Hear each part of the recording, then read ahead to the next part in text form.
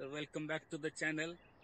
आणि आज आपण आलोय सातारा जिल्ह्यात कास पाटापासून थोडस पुढं बामनोली या छोट्याशा गावात. आणि तुम्ही इकडे बघू शकताय की हा घाट रस्ता आहे. आणि या घाट रस्त्यावरून जो व्ह्यू येतो आपल्याला तो बामनोलीला ज्या डॅमचं बॅकवॉटर आहे ते हे सगळं बॅकवॉटर.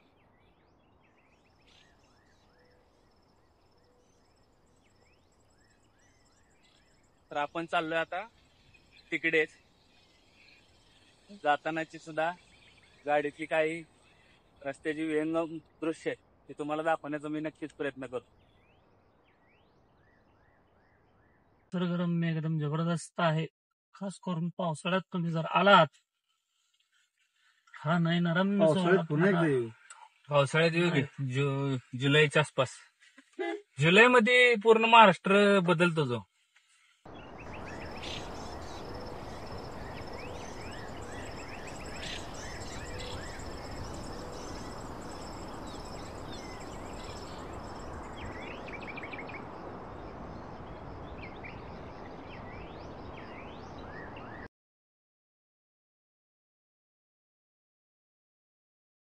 तर मित्रांनो, हे जे आपण आता उभारलोय हे बामनोलीचं जे धरण आहे त्या धरणाच्या मधोमध आपण आलोय.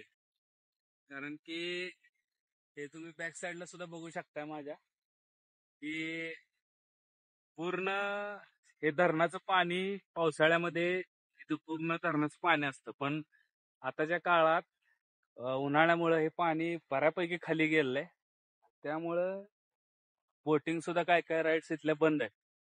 काही ठिकाणी बोटिंग अजून चालू आहे पण बऱ्यापैकी बोट सगळ्या बंद दिसत आहेत. पर्यटकांची तशी थोडीफार गर्दी आहे पण पाणी खूपच खाली गेले की आता या ज्या ठिकाणी उभारले डॅमचं या एक टोक आहे ते त्या साईडला आहे आणि जे दुसरं टोक आहे जे बामनोली गाव आहे ते गाव आहे ते त्या साईडला आहे. म्हणजे आपण धरणाच्या मधोमध सध्या उभा आहे. प्रतिमा असे सगळं दृश्य आहे. सगळं एक नंबर असं वातावरण आहे आणि मस्त एन्जॉय होतंय.